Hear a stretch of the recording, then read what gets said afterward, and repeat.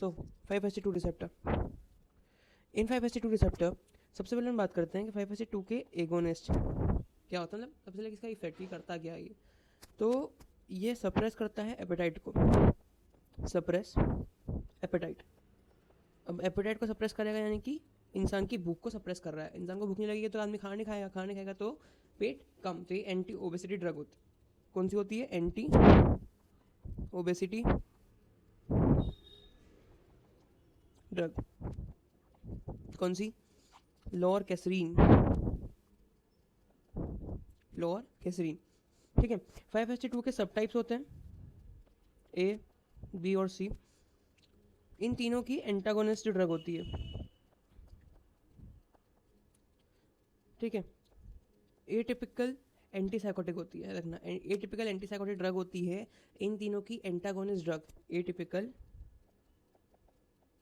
Antipsychotic,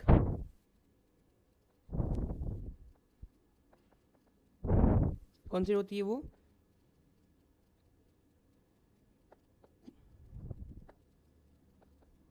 कौन सी होती है? Clozapine, clozapine. देन 5HT2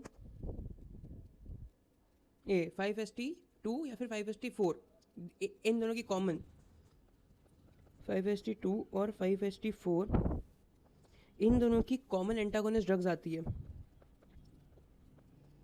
इन दोनों की कॉमन एंटागोनिस्ट ड्रग्स आती है which is anti serotonin. Anti serotonin drug का नाम है सबसे पहले कीटांसरिन और साइप्रोहेप्टिडीन। अब याद रखना इसका जो एंटागोनिस्ट है 5HT4 का, वो अपन ने यही डिस्कस करा है, कीटांसरिन और साइप्रोहेप्टाडीन। ये अपन वहाँ पे डिस्कस नहीं करेंगे। वहाँ पे अपन से 5HT4 का एगोनिस्ट डिस्कस करेंगे विच इज मिटक्लोप्रामाइड। ठीक है, साइप्रोहेप्टाडीन या हेप्टिडीन। चलो ये हो गया। अब जो ABC वाला एंटागोनिस्ट है इसका ट्रीटमेंट क्या होगा? क्या लिखा हुआ है यहाँ पे? ये एपेटाइट को बढ़ाता है, याद रखना। It is obesity drug, increase appetite. और जो नीचे वाला है ये एंटी सीरोटोनिन, तो ये किस में इस्तेमाल होता है? सीरोटोनिन सिंड्रोम में, जब सीरोटोनिन बहुत ज़्यादा हो जाएगा बॉडी में। तो 5HT सिंड्रोम भी लिख सकता हूँ मैं इसको, 5HT सिंड्रोम। और दूसरा माइग्रेन। ठीक है। और एपेटाइट भी इंक्रीज कर देगा। चलो डन, ये हो गया। जो 5HT3 है, 5HT3 रिसेप्टर इज आइनोट्रोपिक। मैं बताया था 5HT1 से 5HT7 सारे के सारे होते हैं GPCR, सिर्फ except 5HT3 which is ionotropic. Ionotropic. और इसकी जो वो ड्रग होती है वो एंडिंग होती है सिट्रॉन से। किससे एंडिंग होती है? सिट्रॉन से। ये 5HT3 एंटी मोटिलिटी के लिए होता है। एंटी मोटिलिटी मतलब GIT के लिए, मतलब ये कॉज कराया कॉन्स्टिपेशन, है ना। मतलब इन ड्रग्स का साइड इफेक्ट जो रहेगा वो कॉन्स्टिपेशन रहेगा। सुनना ध्यान से। ड्रग का नाम है alosetron, alosetron, alosetron. Treatment of diarrhoea, treatment of diarrhoea, वो भी किस में? इन IBS। अब ये IBS क्या है? IBS is irritable bowel syndrome, irritable bowel syndrome. ठीक है। ये कॉन्ट्राइंडिकेटर होती है मेल में, मत भूलना। It is contraindicator in male. ठीक है। It is only given in females. तो क्या मेल में डायरिया ठीक नहीं होगा? होगा, दूसरी ड्रग्स होगी। देखो ये दो हो गई भैया अपनी इसकी। एंटी एमेटिक ड्रग भी होती है, एंटी मोटिलिटी हो गई, अब एंटी एमेटिक ड्रग भी होती है 5HT3 के लिए, एंटी एमेटिक। अब वो कौन सी ड्रग है? Which is OGP। ओ से आता है अपनी ओंडोसिट्रॉन, G से आता है ग्रैनी सिंड्रोम,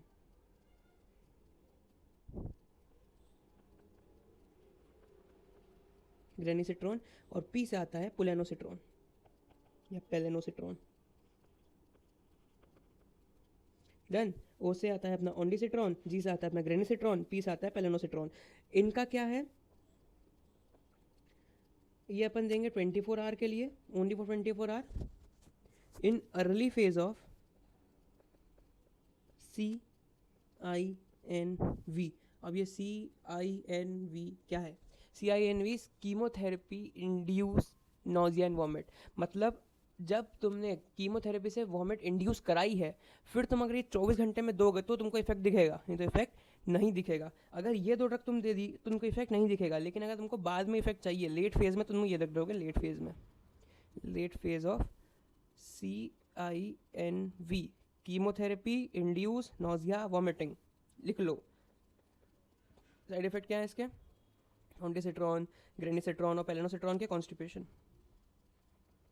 कॉन्स्टिपेशन और इंक्रीज क्यूटी इंटरवल, मतलब वही टॉर्सेटिस डी पॉइंटिस पढ़ा है ना। चलो बढ़िया है।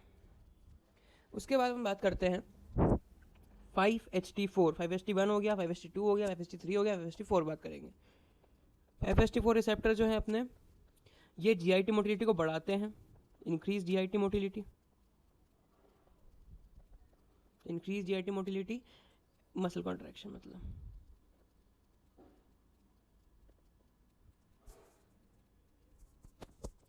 लोकेशन देखें इनकी कहाँ प्रेजेंट होंगे, तो ये प्रेजेंट होते हैं सबसे पहले LES में, लोअर इसोफेजियल स्फिंक्टर में। लोअर इसोफेजियल स्फिंक्टर प्रेजेंट होंगे, जो कि करते क्या है, क्लोज करते हैं लोअर इसोफेजियल स्फिंक्टर को, ठीक है। ट्रीटमेंट ऑफ GERD, ठीक है, ट्रीटमेंट ऑफ GERD। दूसरा इज स्टमक, ठीक है, स्टमक प्रेजेंट होते हैं, उसकी मोटिलिटी को बढ़ाएंगे। उसकी मोटिलिटी देखो, LES प्रेजेंट है, क्या करेंगे वहाँ पे, LES को क्लोज रखेंगे। दूसरा स्टमक प्रेजेंट होंगे, उसकी मोटिलिटी को बढ़ाएंगे। और ये ट्रीटमेंट में किसकी होती है? ट्रीटमेंट ऑफ गैस्ट्रोपैरेसिस,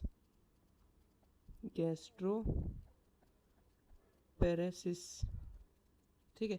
और तीसरी लोकेशन इनकी है इंटेस्टाइनल, तो इंटेस्टाइनल मोटिलिटी बढ़ाएंगे, इंटेस्टाइनल प्रेजेंट है, इंक्रीज इंटेस्टाइनल मोटिलिटी,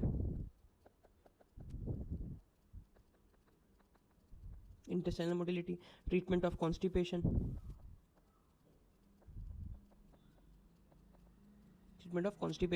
ठीक है। तो याद रखना इन सब में, यहाँ पे हो गया तुम्हारा यूजेस ऑफ, सुनना, ये जो है ना ड्रग्स जो कि 5HT4 को एक्टिवेट करेगी, इसको बोलते हैं प्रोकाइनेटिक्स। क्या बोलते हैं? प्रोकाइनेटिक। अब ये कुछ नया चीज़ शुरू हो रही है यहाँ पे, ठीक है, छोटी चीज़ है, अपन जल्दी खत्म करेंगे इसको। प्रोकाइनेटिक क्या होती है? प्रोकाइनेटिक्स वो ड्रग होती है जो कि GIT मोटिलिटी को इंक्रीज करे, इंक्रीज GIT मोटिलिटी। मतलब वो ड्रग जो कि GIT मोटिलिटी को इंक्रीज करेगी, उसको बोलते हैं प्रोकाइनेटिक। प्रोकाइनेटिक के यूजेस देख लेते हैं, ये कहाँ का उसको यूज़ करेंगे, GERD में, ठीक है, ये रहा। दूसरा सर्जिकल प्रोफाइलैक्सिस, सर्जिकल प्रोफाइलैक्सिस। तीसरा गैस्ट्रोपैरेसिस, ये रहा गैस्ट्रोपैरेसिस। और चौथा इज कॉन्स्टिपेशन, ये रहा। GERD, सर्जिकल प्रोफाइलैक्सिस, गैस्ट्रोपैरेसिस और कॉन्स्टिपेशन, इन सब जगह पे इसका यूज़ होता है, किसका? प्रोकाइनेटिक का। प्रोकाइनेटिक का यूज़ मतलब ये, प्रोकाइनेटिक जो होते हैं वो 5HT4 एगोनिस्ट होती है, ठीक है। तो बात करते हैं प्रोकाइनेटिक की, कि प्रोकाइनेटिक में कौन सी ड्रग आती है, फटाफट आ जाओ। सबसे पहले प्रोकाइनेटिक में आती है 5HT4 एगोनिस्ट। प्रोकाइनेटिक शुरू हो गया ना टॉपिक, अब सुनना। 5HT4 agonist ending with pride, cisapride,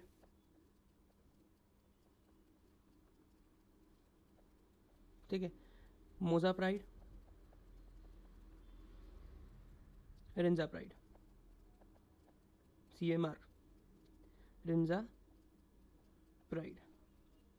cisapride, मोजाप्राइड, रिंजाप्राइड, ठीक है, जिसमें सिसाप्राइड बैंड है, सिसाप्राइड ब्रांड है, बैन है। क्यों बैन है? बिकॉज इट कॉजेज टॉर्सिटिस डी पॉइंटिस, वही इंक्रीज क्यूटी इंटरवल, ठीक है। दूसरी प्रोकाइनेटिक ड्रग कौन सी होती है? D2 antagonist, D2 antagonist, D2 antagonist यानी कि ये ड्रग का नाम बताओ फटाफट, डोमपेरिडोन, डोमपेरिडन। ये प्रोकाइनेटिक होती है, it is prokinetic, but it also anti-emetic, ठीक है। ये जो होती है डोमपेरिडन, ये प्रोकाइनेटिक तो है ही, साथ में ये एंटी एमेटिक एक्शन भी देती है। दूसरी ड्रग इसकी है एक लीवोसल्प्राइड।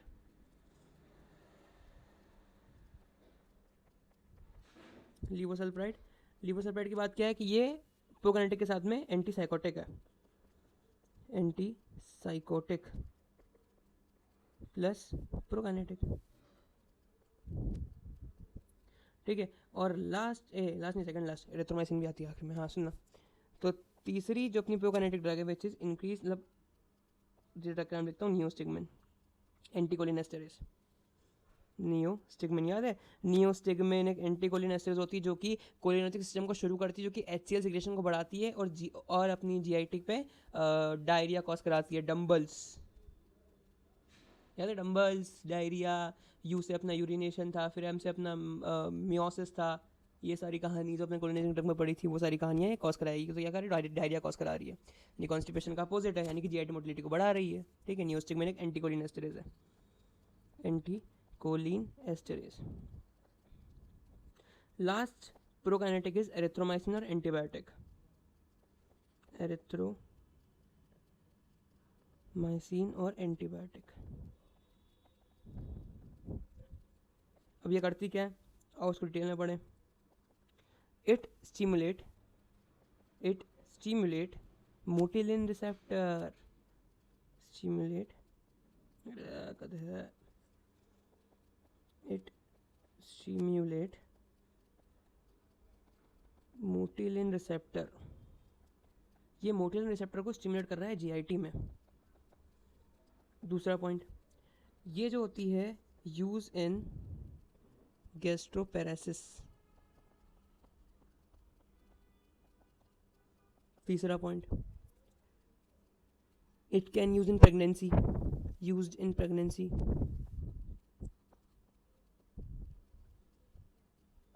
प्रेगनेंसी में इसका इस्तेमाल कर सकते हैं। ठीक है। नहीं, प्रेगनेंसी में ये नहीं कर सकते, एरिथ्रोमाइसिन नहीं कर सकते। प्रेगनेंसी में ये क्या कॉज कराती है,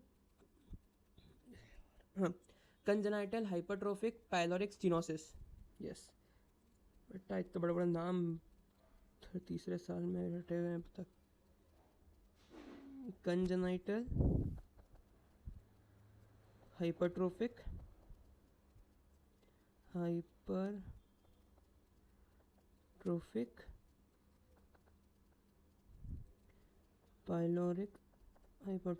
पाइलोरिक स्टेनोसिस क्या है, कुछ नहीं है। इन्फेंट के अंदर मदर की फीटस के अंदर जो उसकी पाइलोरस होती है वो इतनी बढ़ जाती है कि वो उसको पूरा एक ब्लॉक कर देती है पाइलोरस को, है ना। तो जो अपनी पाइलोरस है उसको पूरा ब्लॉक कर देगी वो, पाइलोरिक स्फिंक्टर स्टमक के वहाँ पे उसको ब्लॉक कर देगी, बस इतना है और कुछ नहीं है। और कंजेनिटल होगी बर्थ के साथ में ब्लॉक है, स्टेनोसिस मतलब ब्लॉक कर देगी, सिंपल। ये हो गया तुम्हारा ख़त्म अपना एरिथ्रोमाइसिन और सारा प्रोकाइनेटिक सिस्टम भी। उसके बाद एक ड्रग अपनी बच रही है मीटाक्लोप्रामाइड। अब ये मीटाक्लोप्रामाइड ये अपन क्यों पढ़ रहे हैं अलग से, उसको अच्छे से लिख, मीटाक्लोप्रामाइड, इसको अच्छे से क्यों पढ़ रहे हैं। देखो, मीटाक्लोप्रामाइड एक स्पेशल ड्रग है क्योंकि ये जो है इसके पास 5-HT4 एगोनिस्ट है, पहली बात 5-HT4 एगोनिस्ट है। ठीक है। दूसरा D2 एंटागोनिस्ट है, और तीसरा एंटीकोलिन एस्टेरेज है। इसका मतलब ये अकेली ड्रग पूरे पेट को संभाल सकती है क्योंकि ये तुम्हारे सिसाप्राइड, मोसाप्राइड इन सब का काम भी कर रही है विच इज HT4 एगोनिस्ट। दूसरा डोमपेरिडन D2 एंटागोनिस्ट, उसका काम भी कर रही है ये। और तीसरा नियोस्टिगमिन, उसका काम भी ये कर रही है विच इज एंटीकोलिन एस्टेरेज। तीनों एक्शन शो कर रही है ये, और इसका ये सिर्फ एक एक्शन बच रहा है विच इज एरिथ्रोमाइसिन एंटीबायोटिक का। ठीक है। इसमें इंपॉर्टेंट क्या है कि एट्रोपिन रिड्यूसेस इट एक्शन,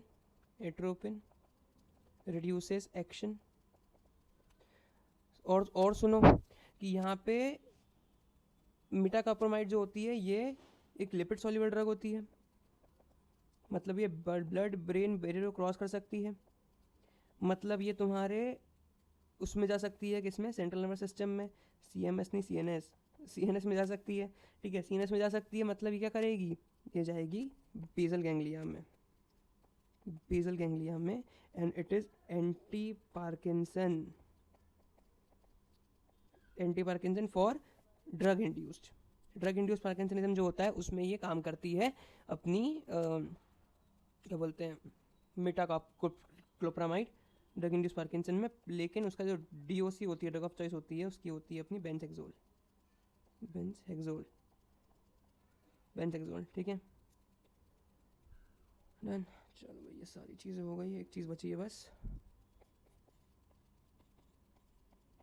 धन्यवाद, आपने अपने पूरा सेरोटोनिन पढ़ा हमसे, समझ में आ जाना चाहिए, इतना अच्छे समझा कि समझ में आ जाए।